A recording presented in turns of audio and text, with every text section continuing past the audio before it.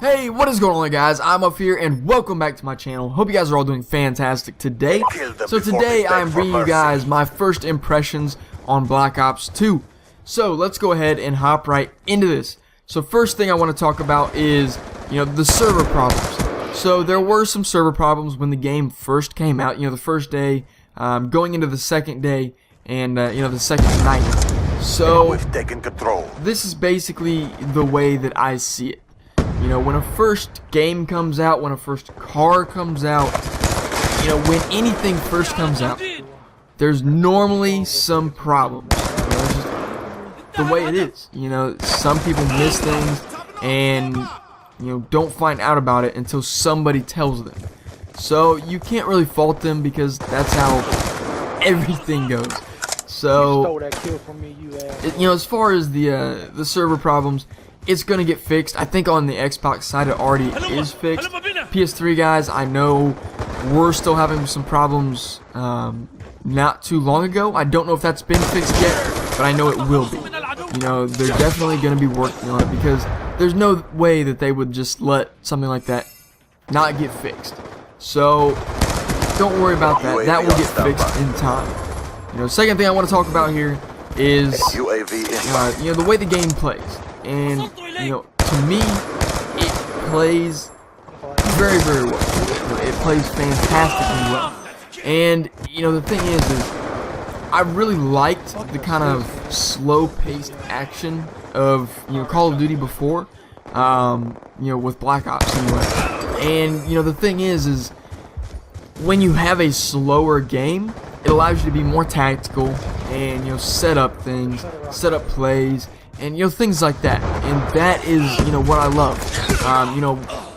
If you go and just try and have a game that runs extremely fast paced like MW3 did. MW3 was incredibly fast paced, and it was to the point where you couldn't come up with any plans when you were playing. This is all stuff that you really had to play with your buddies in a private match and come up with different things and things like that. And it really made the game difficult, especially when you're running against full teams that did that, that really kind of tried to learn the game a little bit more than your average person, so that is a big thing. But I do enjoy how the game plays. It plays smooth. There's no super fast-pacedness to it. It plays a little fast-paced because of the size of the spawns, or the maps, but it plays slow at the same time just because of the way the weapons kill and things like that. So that's pretty much my thoughts on that. Next thing I want to talk about is people are complaining so much about spawns. It is ridiculous, and I want to go ahead and clarify this for those people.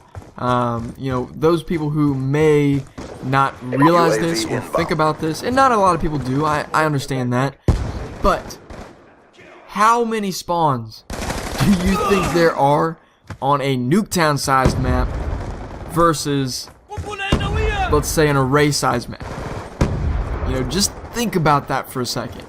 The map is literally a quarter of the size of Array, of what Array was. Carrier is an extremely small map, and what I noticed is the spawns are really only, I'm gonna say, quote unquote, bad on free fire. That's the only game type that I really see, or that I've played rather, that has bad-ish spawns. Team deathmatch is fine for me. Domination is fine for me. Things like that. But you really have to think about that. How many spawns are there on a map that size? You're just not gonna get perfect map spawns on things maps that small. It's just not gonna happen. We want smaller maps. That's what we I'm gonna say complained about. And they delivered. Maps are small, close quarter combat that they really kind of help out both kinds of players. You know, this map right here is really good for rushing, and it's also fairly good for camping. So it kind of goes both ways, you know, and they're trying to do their best to help out, you know, both sides of the coin, which is awesome. You know, that's what is awesome about Treyarch. They always try and do their best to help out everybody, which is, you know, that's awesome. That's good. That's what a game developer or a company should do. So, you know, that's pretty much that. Now, lag compensation. This is a very, very, I don't want to say sensitive subject, but it kind of is, you know, in that same respect. So, first things first. The lag comp in this game is still there, but it is nothing like it was in MW3. In MW3, it was so much stronger. It brought, you know, really good connections down to average connections, and that's what people hated. People love, you know, their perfect 4-bar connections, and, you know, be able to just own through everybody. And that's where a lot of the skill comes through in, you know, in Call of Duty games, is your connection. You know, you put somebody with a horrible connection on, you know, or a horrible player on a decent connection, and a good player on an okay connection, and 9 times out of 10, the bad player can still do pretty decent. You know, that's just how it is. So I understand, you know, the connection is a big part, but in this game, the lag comp is basically more based around your connection. If you have a good connection, you're gonna pretty much keep that connection. If you have a bad connection, then you're gonna have pretty much a bad connection. So it's still there, but it's not as strong as what it used to be. And, you know, I like that. It's good because it's going off of your connection. So, you know, that's pretty much it. That's my first thoughts and opinions on it. This game, I think, is going to do well. So that's pretty much it. I'll catch you guys all later. Peace out.